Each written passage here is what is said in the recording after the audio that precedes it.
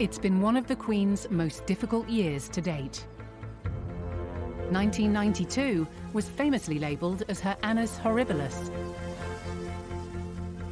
Scandal, marital woes and tawdry tabloid stories dragged the royal family's reputation through the mire. 1992 is not a year on which I shall look back with undiluted pleasure. It has turned out to be an annus horribilis. But the past year has seen a sense of history repeating itself. Controversy surrounding her children. The allegations may not be new, but they dramatically raised the stakes, not only for Prince Andrew, but the royal family as a whole. I would say no way back now for Prince Andrew. Serious family fallouts. Have you spoken to your brother since the interview? I haven't spoken yet, but I will do. Queen is a realist, and she knows with all her experience that you can't tell your grandchildren what to do. It doesn't work. Damaging accusations against the institution. There's a conversation with you, with Harry, about how dark your baby is going to be? Potentially, and what that would mean or look like. A global health crisis that consumed Britain. The Queen is presiding over a nation which couldn't make any sense of what was happening. The fear was profound. And the death of her husband after 73 years of marriage. That picture at the funeral where she's sitting there all alone, that was so sad. That was the picture that I'll never forget. After this year of tragedy and controversy, can the royal family be repaired? It's insidious, drip, drip, drip of damaging headlines. There was a series of collisions that were happening, and it looked like it was going to get worse, and it did get worse.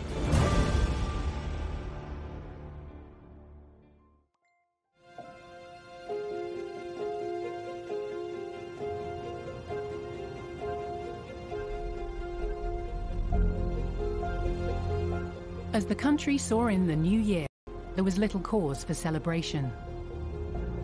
I think the mood in New Year's Day 2021 was pretty miserable, because by then the pandemic had been with us for almost a year. And at that time it was getting worse, not better. People were wondering, when are we ever going to get out of this? When will normality ever return? It was not a happy time in Britain. We couldn't make any... A recorded 77,000 people in the UK had lost their lives to the coronavirus pandemic, many of them elderly. Uncertainty lay ahead for Britain and its monarch.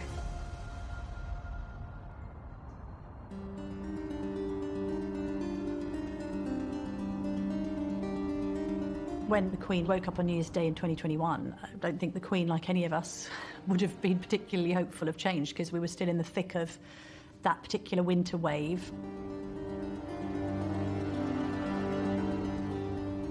Britain felt like quite a dark place. COVID rates were rising again. People were really starting to struggle with yet another lockdown. Things were very tough, and it was no different for members of the royal family.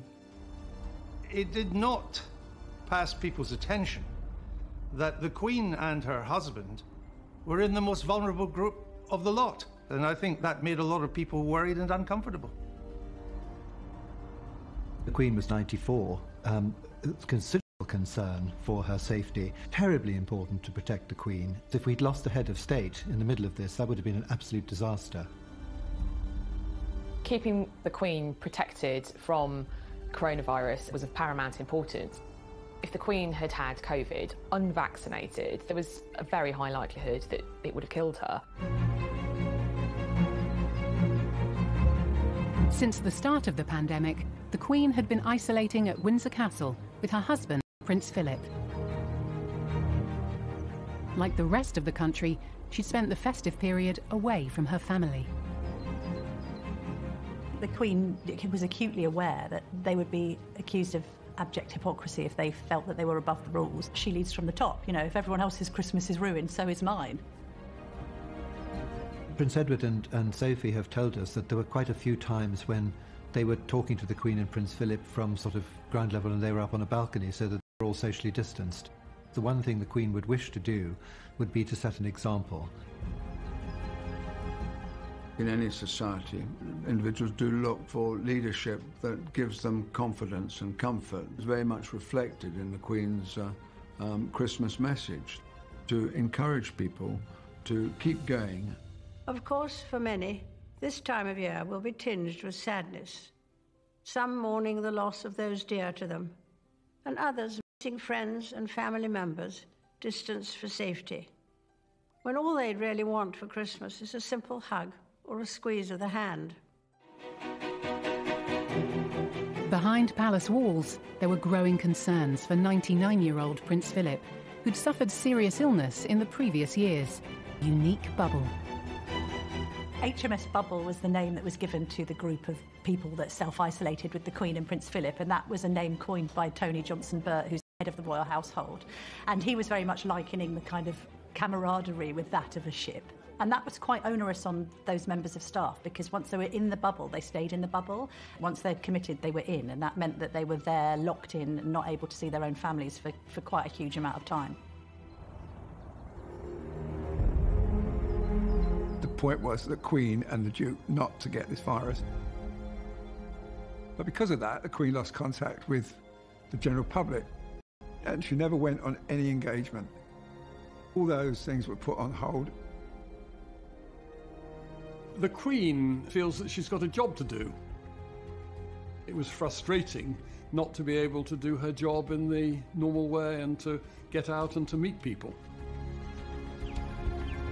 Isolated at Windsor, the Queen had plenty to occupy her thoughts.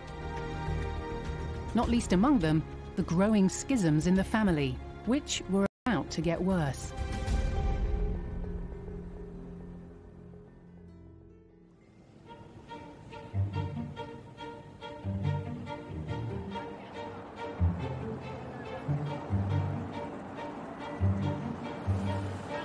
It had been a year to the day since Harry and Meghan had dramatically announced their intentions to step away from being senior royals.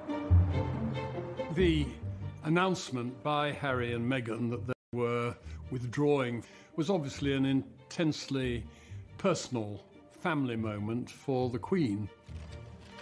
They went off to Canada for a bit, and then they came back, and then they threw all this at the Queen and said what they wanted to do, and she very wisely said, well, give it a try and have a year's probation. The transitional period was put in place as almost as a kind of safety catch, so that should the couple go to America and decide that actually they'd made the decision, had they found themselves unable to make things work, that they still had this opportunity to return and resume. It's almost like granting them a year-long sabbatical, if you like. Now the year was almost up, and face-to-face discussions between Harry, Meghan and the Queen were said to be planned. As I understand it, Harry thought that having had this year's grace period for everyone to kind of cool down after the emotion and heat and fire of the Sandringham summit, now everything was kind of a bit calmer. Harry was going to come over to the UK to talk to the Queen and courtiers face-to-face to try and thrash this out. But a ban on non-essential travel threatened to put talks. I think it was also a terrible time from the Queen's point of view, given how unwell Prince Philip was and the difficulties she was going through, being isolated in Windsor, trying to lead the nation as best as she could. It's been a huge disappointment to the Queen, and I don't think she really understands why it was necessary or why it was done. With the transitional year ending, the Queen now faced difficult questions about the Sussexes' future. She sticks to her decisions, so if things go wrong, she never turns around and says, well, who advised me to do that? It very much is aware that she had the final say on what should be done in a certain situation. There was this concern that they were going to set up shop in direct competition in the US, and that would have proved difficult.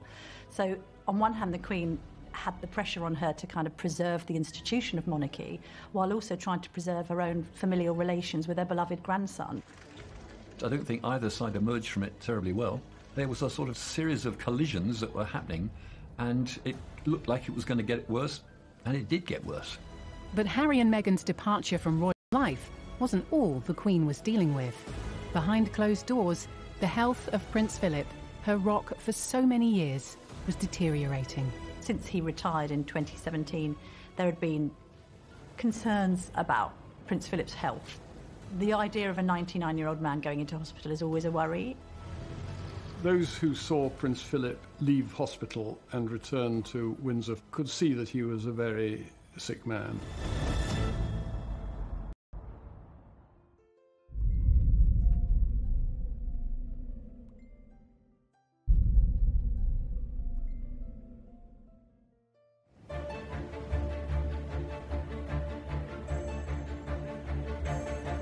As winter continued, the Queen remained at Windsor Castle with Prince Philip.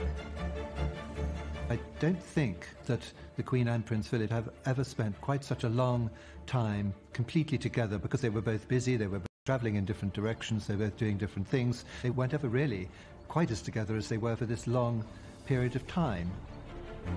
It must have been quite difficult for the pair of them, really, because although the Queen had her principal staff there and a dresser, it was tough. When someone who's been incredibly busy, active all their lives from a very young age, for the Duke, it must have been terrible.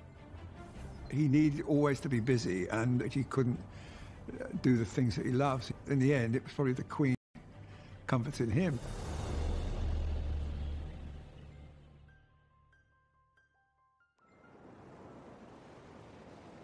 Sussex have tonight announced they are expecting a second child.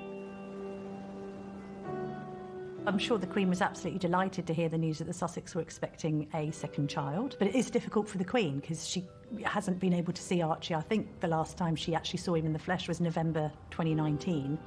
The only time she's ever going to see these great-grandchildren is if they come over to the UK. Maybe she'll see them next year as she marks her Platinum Jubilee. We have to wait and see. The following day, more news emerged from California. This time, it wasn't so good. It was revealed that Harry and Meghan were to give their first interview since stepping away from the royal family to US talk show host Oprah Winfrey.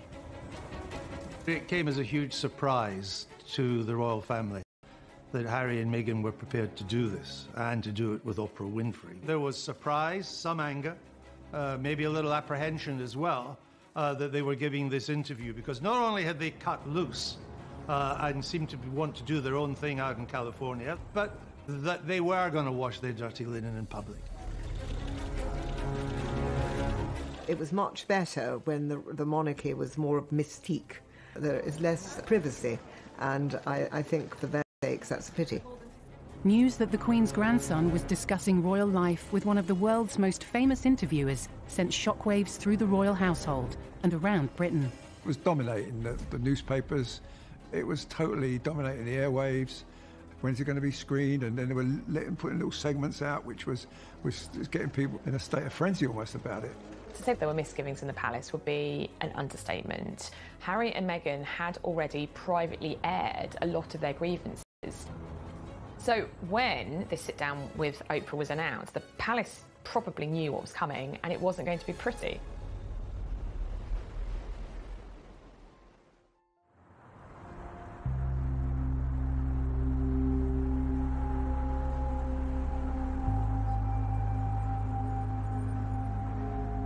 The Duke of Edinburgh is in hospital tonight on his doctor's advice after feeling unwell. Prince Philip, who turns 100 in June, was admitted to the King Edward VII Hospital in London as a precaution. In a statement this afternoon, Buckingham Palace said he is expected to stay there for a few days and is in good spirits.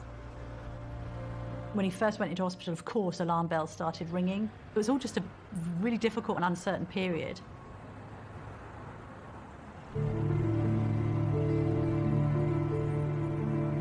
At the same time that the Duke of Edinburgh is in hospital, there's this family drama unfolding. I think it had become abundantly clear as time had gone on. Pre-interview made it quite clear they weren't coming back. So rather than have endless speculation about this 12-month review coming to an end, the decision was just taken, right, they're not coming back, let's just clear that one up. Unable to talk face-to-face, a final decision on Harry and Meghan's future was made, with them 5,000 miles away. The Queen would have tried to talk him out of it, in a nice way. Do you really need to do this? He wanted to keep his titles, he wanted to keep the name for his charity, and the Queen stopped that straight away. She said, you're either going to be working here as a member of the royal family or you're going to America. If you go to America, you're just Prince Harry. And she was adamant that was the case. The Queen was upset about that. And every one of them knows the last thing you want to do is upset the Queen.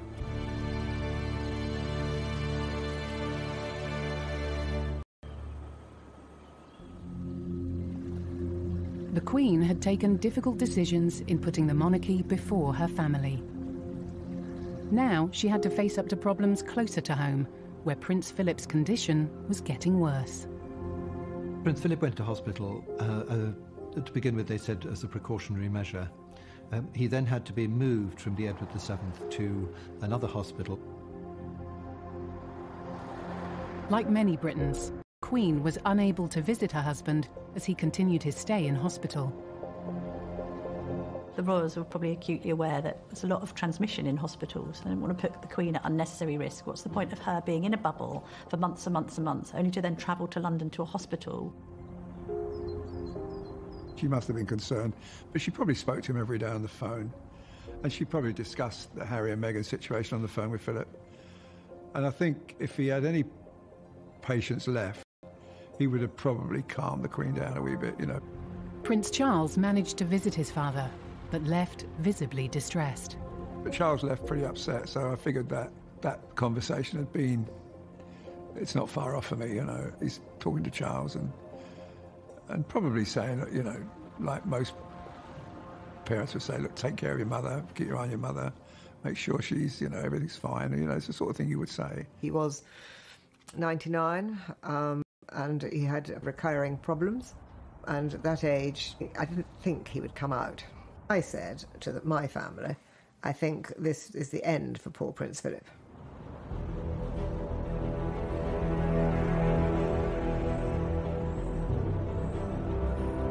If Buckingham Palace thought the era of explosive tell-all interviews was all over, then it was wrong. The Duke and Duchess's interview with Oprah Winfrey clearly laid out the accusations. This is a image of this country abroad, with accusations of racism and neglect now levelled against it. How much damage has been done? Clearly, the court, the advisors to the Queen, the royal family, were braced for not a great interview. But I think even they didn't appreciate just how bad it was going to be in terms of the claims that Harry and Meghan were making. The biggest and most incendiary claim was obviously the suggestion that a royal, as unnamed even now, was racist or racist about the skin tone of their future children. There is a conversation. Hold up. There's Stop several right now. There's several conversations. There's a conversation with you, with Harry, about how dark your baby is going to be.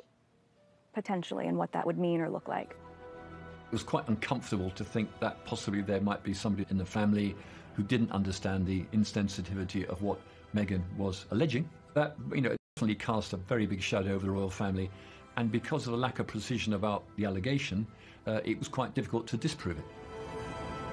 The couple also said Meghan suffered from severe mental health problems, that she was suicidal, and that they didn't get help from the palace powers that be. From the palace's perspective, they've literally thrown a grenade into the centre of the House of Windsor, and the royals are having to pick through the wreckage. Any personal crisis, any familial crisis for the Queen is an institutional crisis, because the family is the institution is the family. These claims were massively damaging, because effectively Harry was saying there's something rotten within the institution. The Queen is the institution. He said that I needed to go somewhere to get help. He said that I've never felt this way before, and I need to go somewhere. And I was told that I couldn't, that it wouldn't be good for the institution.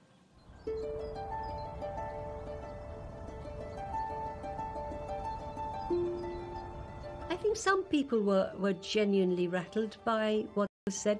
Prince Harry was speaking as a free individual. But there's no doubt in my mind that there's great discomfort in the royal family.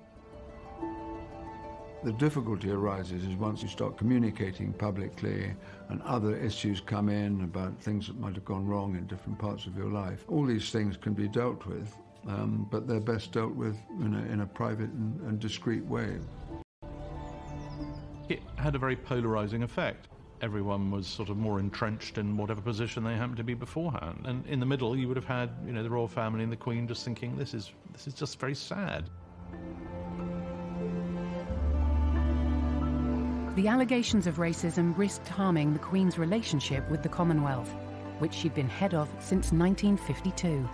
The Commonwealth, it remains one of the most extraordinary multinational groupings in the world today. To endanger that by making remarks, I think you've got to be very careful before you cause that sort of damage.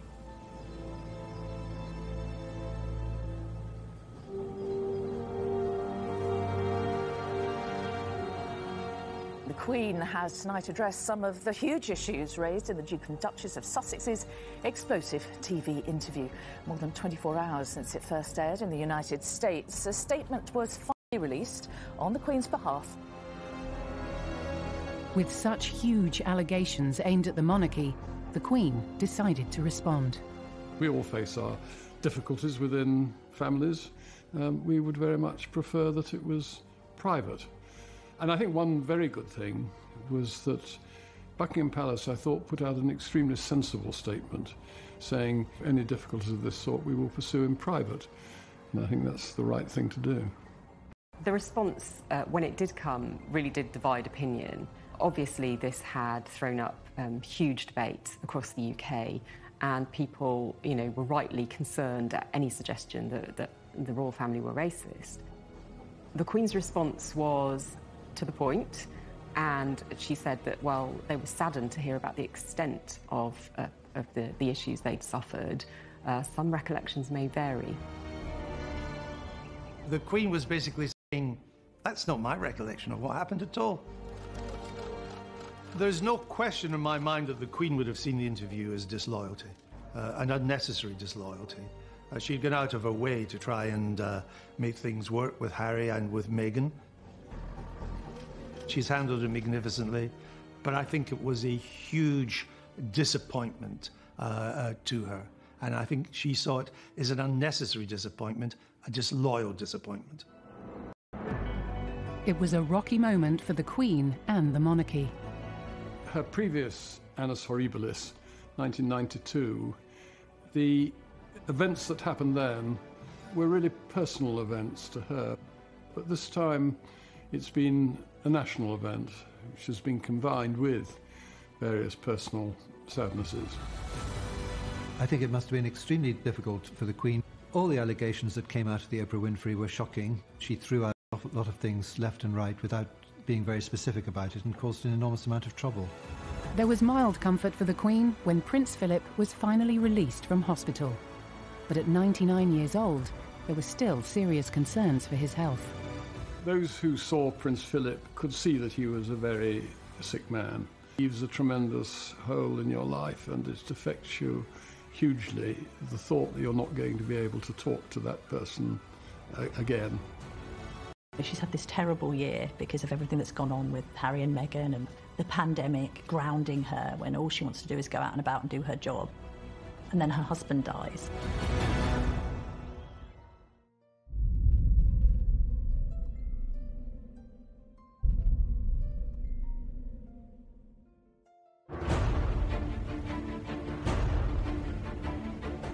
The Queen had endured a terrible start to 2021. The COVID pandemic was still crippling Britain. Accusations against Prince Andrew refused to go away. Duke of York scandal kind of continued throughout the whole of the pandemic. Efforts are being made to try and rehabilitate his image, but the pandemic has put all that on hold. And actually, from the Queen's perspective, it's probably been convenient to her that he's just been completely out of the limelight. And equally, the attention's been largely on Harry and Meghan. The fallout from the interview between Harry and Meghan and Oprah Winfrey looked set to continue. And now Prince William was embroiled in it too. The Queen had the pressure on her. There have been comments made about Prince William being trapped, for instance, but the Queen has almost, as ever, remained sacrosanct in all that. In the days after the interview, Prince William also responded. Have you spoken to your brother since the interview? No, I haven't spoken yet, but I will do. And can you just let me know, is the royal family a racist family, sir? We're very much not a racist family. The breakdown of Harry's relationship with his older brother William was highlighted in the Oprah Winfrey interview. But the cracks had been growing for some time.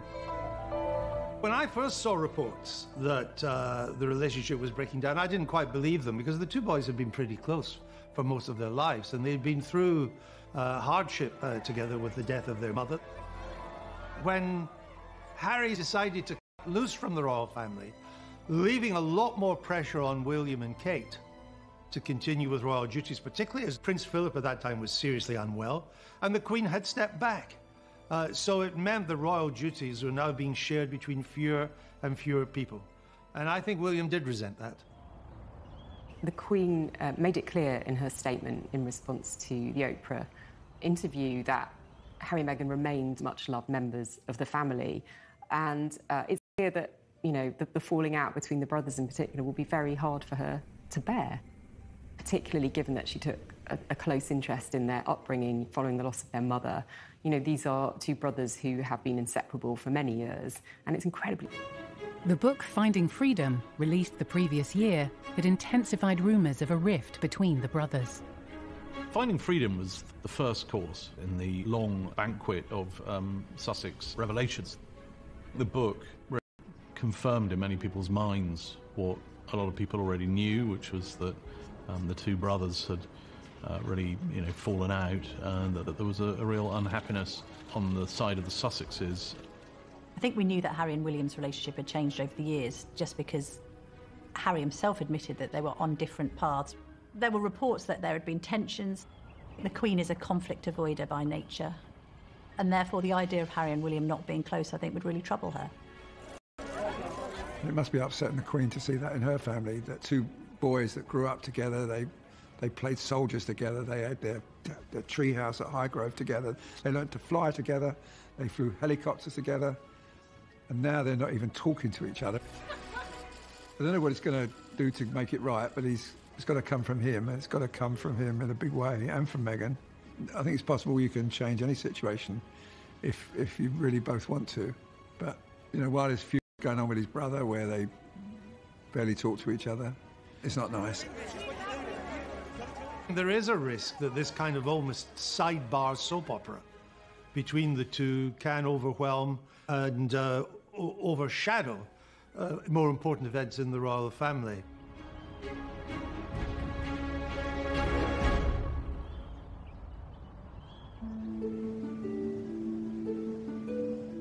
Now, when Prince Philip went into hospital on the 16th of February, it was, we were told, out of an abundance of caution. Tonight, on the 16th of March, he is finally back home with the Queen at Windsor. He left hospital in central London by car after 28 nights. Quite a lot has happened during that time. I'm so glad that he got back from the hospital. I think that was very important to him because he had a very strong sense of history. His mother and his grandmother were both born in Windsor Castle, and he and the Queen loved Windsor Castle, and that, I'm sure, will have been a great comfort to the Queen. But shortly after Prince Philip's release from hospital, the Queen suffered the worst heartache of her reign. She's had this terrible year because of everything that's gone on with Harry and Meghan. The pandemic grounding her when all she wants to do is go out and about and do her job. And then her husband dies.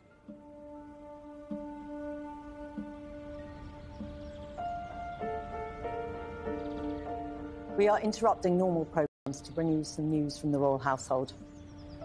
It is with deep sorrow that Her Majesty the Queen announces the death of her beloved husband, His Royal Highness Prince Philip, Duke of Edinburgh. It was a terrible loss to the Queen in the most terrible of circumstances, of lockdown, of the Queen being on her own, of the royal family not even able to come and see her and comfort her. His death would also be a period of national sadness for the Queen herself. At 99, he had a great innings. Very fit man, kept himself fit, kept his brain active. But he'd gone and she was now on her own. She loved that man. Oh, God. What a romance, what a life. She's always had Philip by her side, who's supported her ideas and what she's wanted to do. Prince It was the backbone to the family because he kept control and he gave sound advice. He was always there for them. They could all go to him. I mean, I think he was very broad-minded and he was a great fun and he could say it how it was. She was quite shy by nature, and I think that combination of character worked very well. They made a great team.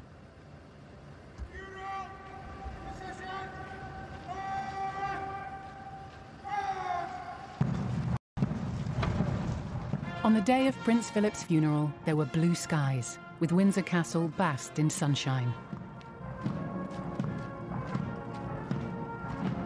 In a stripped-back service, the small number allowed to attend were forced to sit apart.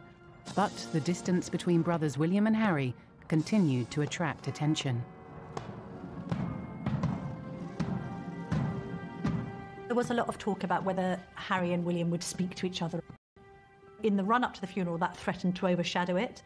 In order to dissipate that, the brothers did make a show publicly of coming together. The Duchess of Cambridge kind of acted as peacemaker, and they had a chat as they walked from the chapel. And I think that was a very good PR move to make sure that the narrative of the day was about Prince Philip and not about their own row. We have been inspired by his unwavering loyalty to our Queen, by his service to the nation. The Queen sat alone as she grieved for her husband of 73 years. That picture at the funeral where she's sitting there all alone, and that was so sad that she was keeping the rules, keeping the isolation rules, sitting on her own, and there she was burying her husband. That was the picture that I'll never forget. He was an essential part of her working life, as well as inevitably of their private and family life. The Queen has been through, decades of it. No one else. She set her sights on him. She married him. He was a husband for 73 years, so his loss will have been absolutely heartbreaking for her.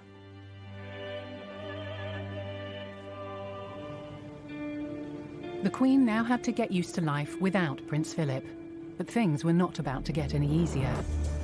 More problems continued to surface as her terrible year went from bad to worse. An official inquiry dredged up a particularly difficult incident from the royal family's past. The Panorama interview of 1995 was a real low point for the monarchy, particularly for William and Harry. To have that regurgitated quarter of a century later was pretty grim for everybody concerned. The interview was basically exposing everything that the public thought was probably wrong about the royal family. So for this to come up again was to raise a subject the royal family wish would go away. And on top of that, the constant coverage of her grandson's troubled relationship showed no signs of abating. All the conversation was in newspaper offices. Did they meet afterwards? Did Harry go and see his father afterwards? If there's a constant, is it a reconciliation? Are they friends again? Is it on? Is it off? It will overwhelm everything else. The soap opera will take over from more important matters. I think William realises that. I think the Queen realises it too.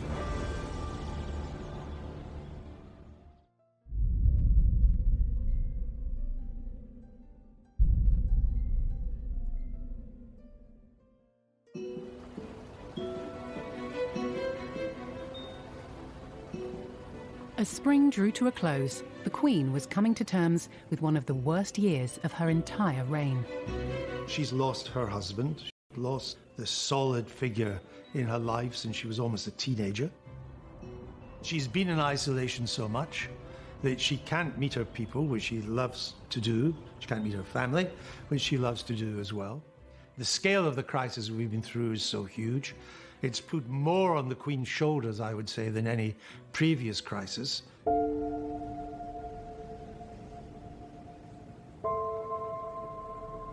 The Panorama interview that changed Princess Diana and the royal family's lives forever was obtained with deceit.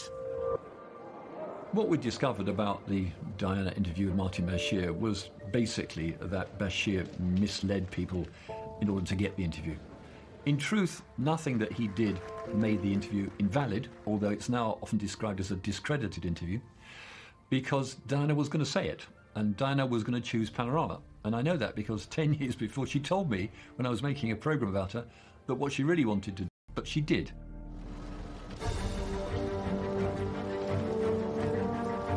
I mean, the 1990s were a difficult time for the Queen. The Diana interview, the Andrew Morton book, Diana's death, and how to handle that. I think the last thing she wanted was to be reminded of that time. She has moved on from that. She was a victim of it in a way. She suffered from it and had to learn a lot of things from it too. The Queen doesn't like private issues being made public. The interview was basically exposing everything that the public thought was probably wrong about the royal family. For this to come up again was to raise a subject the royal family wish would go away.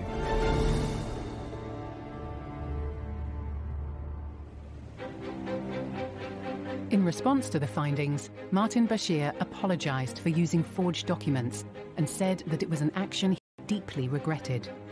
Bashir added that he believed the forgery had no bearing whatsoever on the personal choice by Princess Diana to take part in the interview. The Queen remained silent, offering support to her family behind the scenes. The Panorama interview of 1995 was a real low point for the monarchy. So to have that regurgitated quarter of a century later was pretty grim for everybody concerned. It was still damaging, all that stuff being brought up again to the institution in the monarchy, and it was something else for the Queen to have to kind of think about ghosts coming out from the past. You know, when difficult things from the past do resurface and have to be faced again, it can't be pleasant. The BBC apologised, and I think that will have helped in a sense to draw a line under it.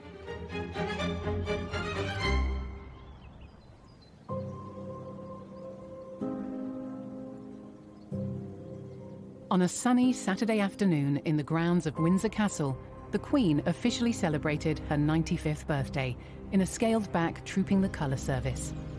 But what should have been a day for celebration was overshadowed by a notable absentee. Prince Andrew did not attend, as rumours and allegations continued to follow him. Prince Andrew is a bit of a tragedy. It needn't have been that way. He should have seen the writing was on the wall in mixing with Jeffrey Epstein long before he realised he couldn't do it. Prince Andrew's friendship with Jeffrey Epstein had been repeatedly questioned after the business tycoon was convicted in 2008 for procuring a person under the age of 18 for prostitution.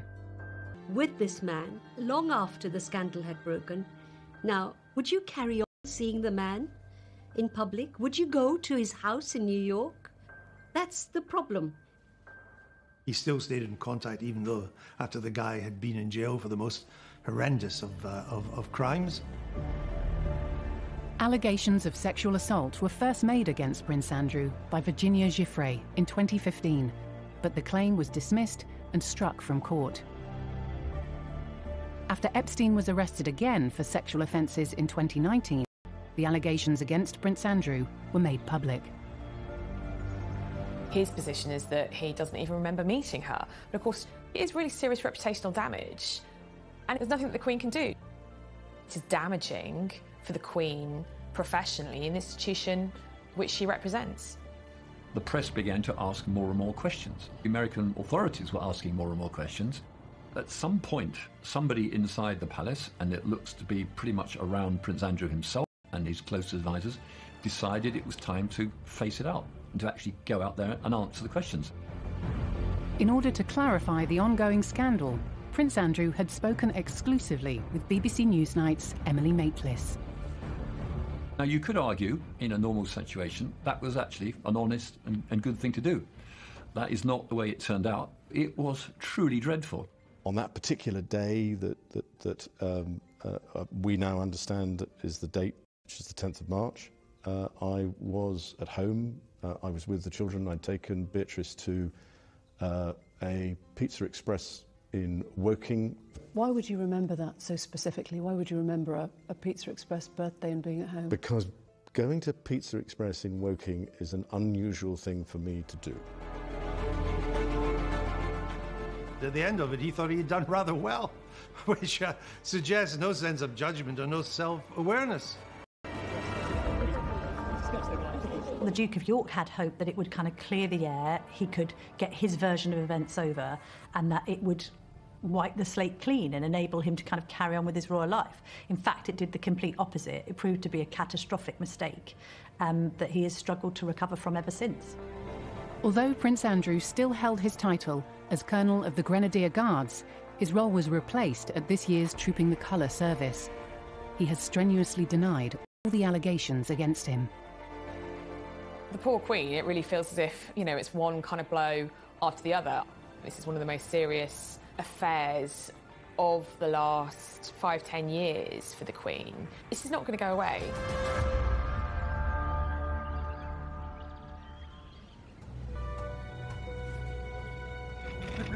On what would have been Diana's 60th birthday, William and Harry came together in a rare meeting to unveil a statue of their mother at Kensington Palace. Here they were in the same place, in the grounds of their childhood home, the first time they'd been seen together in public since Prince Philip's funeral. Again, the media was dominated by reports of the pair's difficult relationship.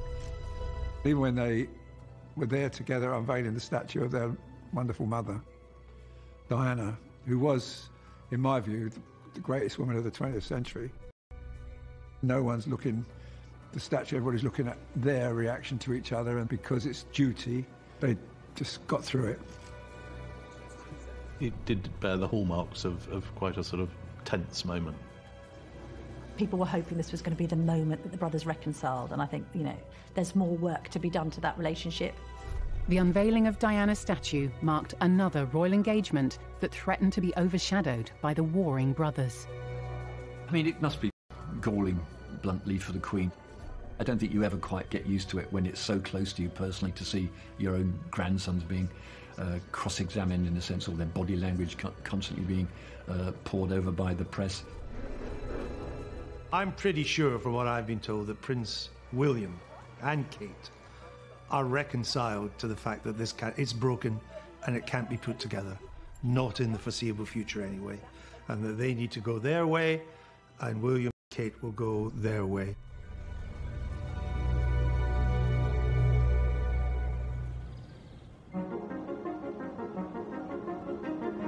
After 16 months of lockdowns and limitations, summer finally saw an end to most coronavirus restrictions in the UK. Spirits lifted and temperatures soared. At midnight, nearly all remaining restrictions were lifted, including an end to social distancing rules.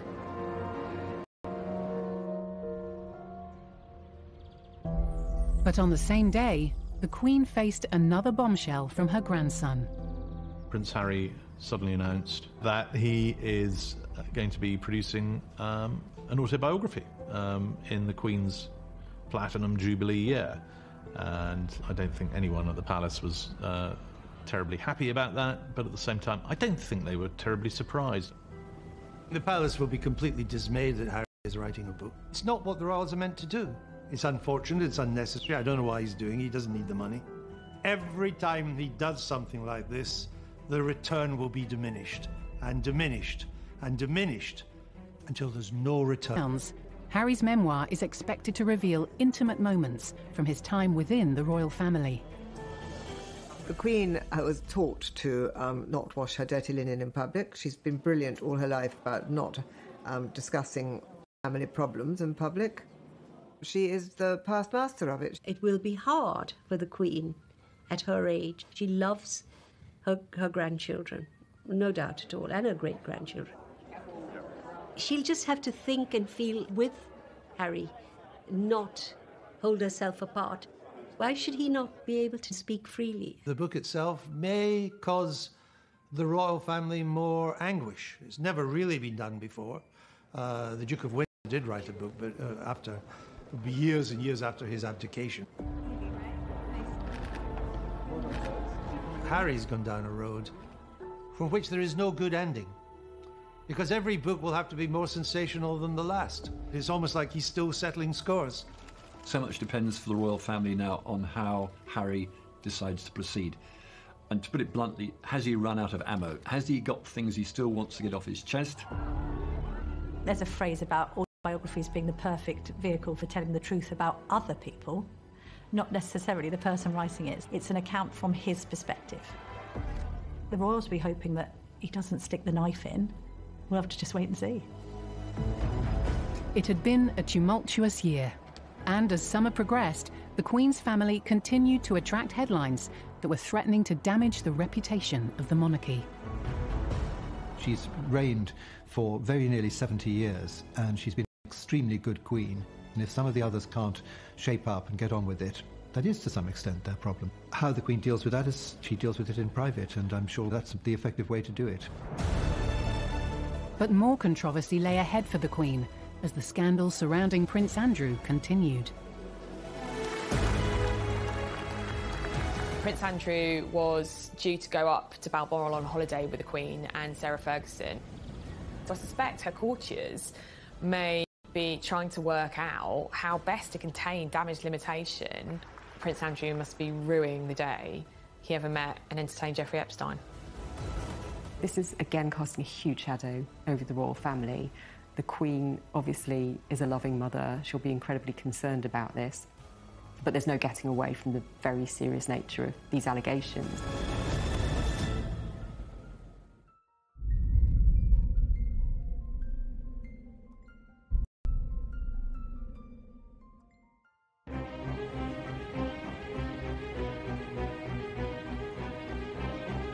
The Queen was living... This year, we've had everybody huddled in their homes every day, her included, and then at the end, when it starts to pick up and the vaccine's here, she loses Philip. That's pretty tough. The Queen's talked about her annus horribilis in the past, and I think that this year is up there alongside that. It's been incredibly difficult. It's been a sort of endless stream of challenges, and set against the backdrop of the pandemic, it's a lot for her to go through. At the end of July, the Queen travelled to Balmoral for her annual visit.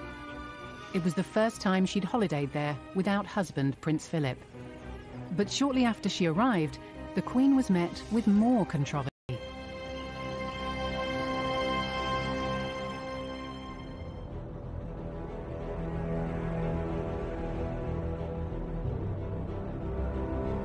The allegations may not be new, but they dramatically raised the stakes, not only for Prince Andrew, but the royal family as a whole. For the first time, Virginia Giuffre has alleged in graphic terms in a court document that she was threatened into engaging in sex acts with Prince Andrew while she was a child, and when she claims the prince knew she was the victim of sex trafficking. She is suing him directly for damages in a civil case. In August, a legal case was filed against the Duke of York, alleging rape in the first degree, which is quite an extraordinary allegation. And this is a civil case, so it's not a criminal procedure, but it's been brought by his longtime accuser, Virginia Giuffre Roberts. And it's something that is not going away anytime soon. This is again casting a huge shadow over the royal family. The Queen obviously is a loving mother. She'll be incredibly concerned about this. But there's no getting away from the very serious nature of these allegations.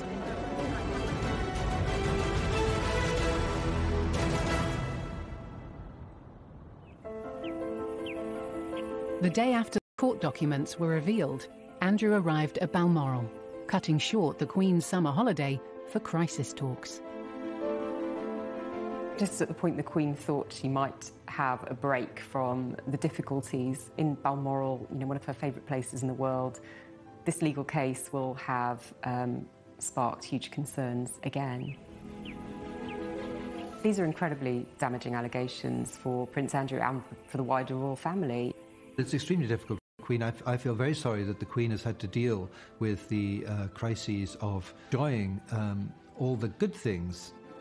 Prince Andrew has always denied the accusations against him, but the ongoing scandal could have a serious impact on the future of the monarchy. It's insidious, drip, drip, drip of damaging headlines. I can't think of any other time that a member of the royal family has ever been accused of a crime, much less something so serious as this. We have to assume that he's innocent, as he said. But just the slinging of that mud, very serious mud, threatens the reputation and the standing of the monarchy. This is one of the most damaging things the Queen has faced in her reign. It's another drama, but so far he's not been charged with anything, so it's all alleged, and let's see what happens. But the Queen is still her son, and, you know, she's his mother, and she will never, ever abandon him. Andrew's been through a bad time, but not one member of the royal family has said anything about Prince Andrew. Whatever they might be saying private, it will be private and never get out. I don't really think he can ever recover. And that saddens the Queen too. That's another disappointment for the Queen, because she was always rather fond of Prince Andrew. I would say no way back now for Prince Andrew. The Queen has faced countless tragedies and controversies throughout her reign. But after this terrible year, many are asking, can the royal family bounce back?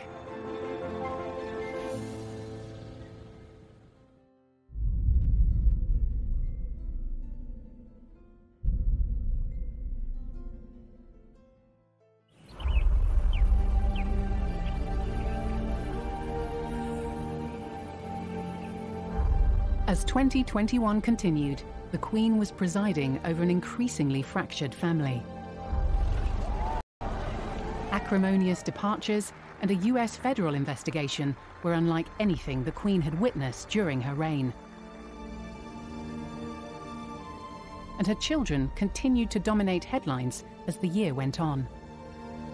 Now, you might not know the name Michael Fawcett, but there was a time when he was an indispensable aide to our future King, Prince Charles. Today, both men were reported to the police over cash for honours allegations. Claims of misconduct from within Prince Charles's camp threatened to bring the monarchy into disrepute after Charles's former aide Michael Fawcett stepped down from his role as chief executive of the Prince's Foundation. It followed claims that Fawcett helped secure a CBE for one of the charity's donors. Did you secure honours for cash? Any comment on the revelations in newspapers the last couple of days, sir?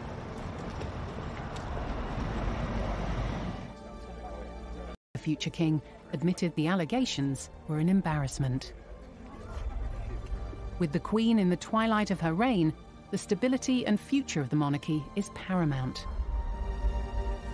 The Queen has guided it all through for 70 years, and Prince Charles will do the same, and there'll be William will do the same, and George will do the same, because they will be brought up in that tradition. But at the moment, the Queen is still the boss, and she intends, I think, to just finish the job. And whenever that job ends, no one knows, but it will be a sad day. And as Prince Charles once said to me, I never ever say when I'll be king, because that's the day my mother dies, and I will be so heartbroken.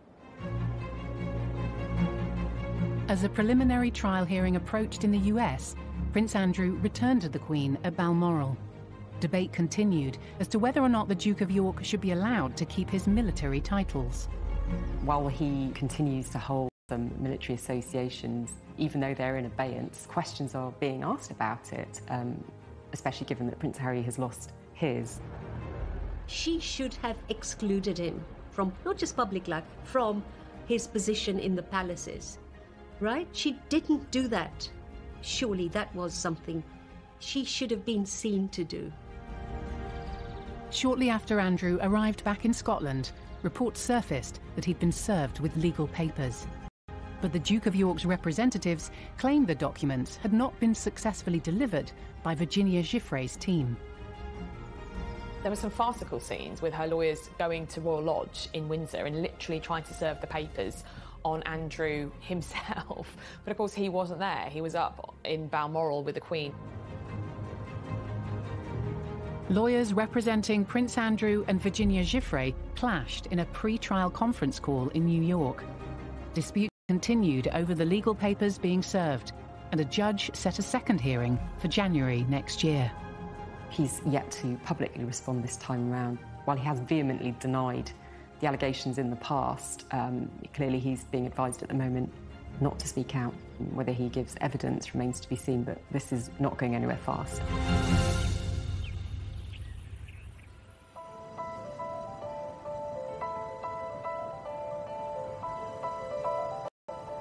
The Queen was forced to pull out of her first public appearance for weeks today with a new health problem. She had been due to watch the Remembrance service at the Cenotaph, but withdrew this morning with a bad back. With a difficult year coming towards an end, a disappointed Queen had to miss one of the most important events in her calendar. It was the first time in over 20 years that she'd not attended.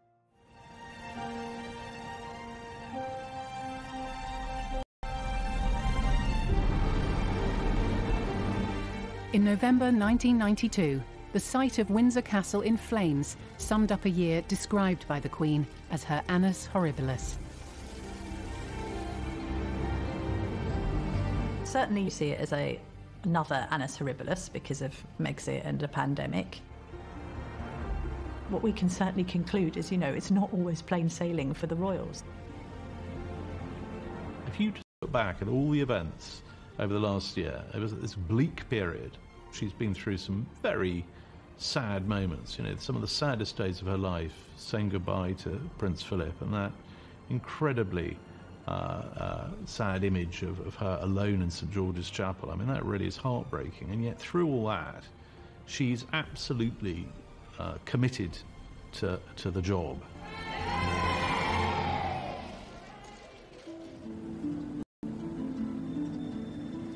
"2021 has been a particularly difficult year, but I think that the way in which the Queen has led us and the way that she's handled it, she's been a role model, as she always is, and I think that that will have deepened the respect and affection that the nation feel for her.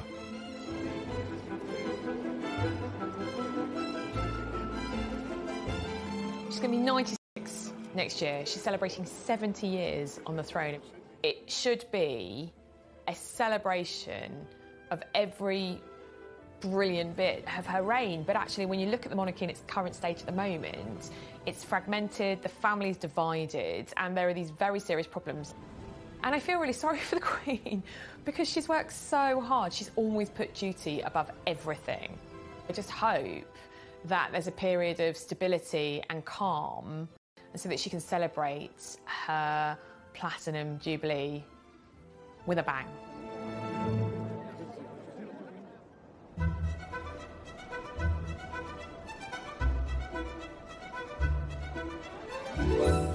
After a year of difficulty and strain, and the Queen's health in the headlines, will this new annus horribilis weaken or strengthen the monarchy? The strength of our monarchy has been, that it is able to adapt. It's always changing, and I think providing that the values are still there, it often changes for the better.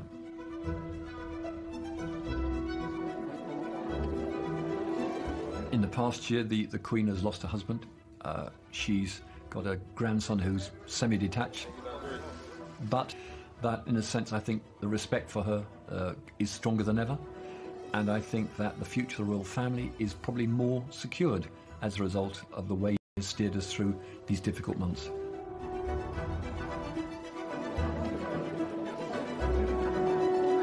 The Queen has shown huge strength of character, strength in the way she does things.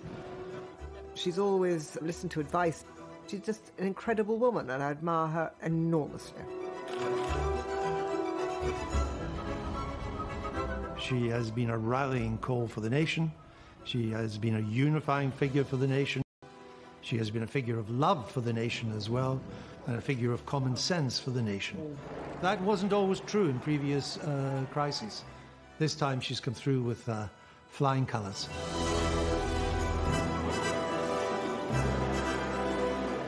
Men hadn't even walked on the moon when the Queen came to the throne, and she's been a person who's steadied the ship during all those years. We're very lucky to have her.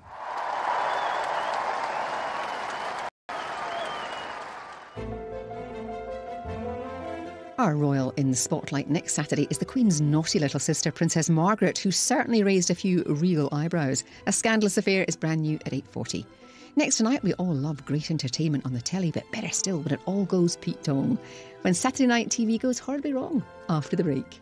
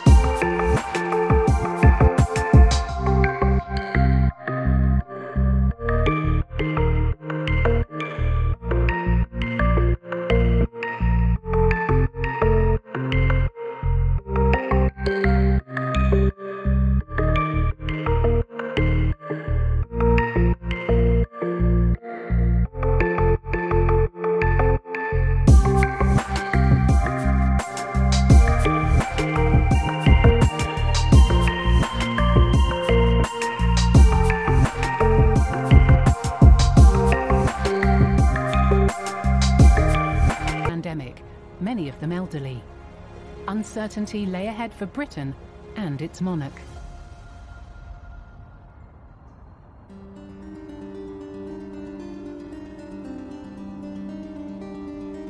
When the Queen woke up on New Year's Day in 2021, I don't think the Queen, like any of us, would have been particularly hopeful of change because we were still in the thick of that particular winter wave. Britain felt like quite a dark place. COVID rates were rising again. People were really starting to struggle with yet another lockdown. Things were very tough, and it was no different for members of the royal family. It did not pass people's attention that the Queen and her husband were in the most vulnerable group of the lot. And I think that made a lot of people worried and uncomfortable. The Queen was 94. Considerable concern for her safety. Terribly important to protect the Queen. If we'd lost the head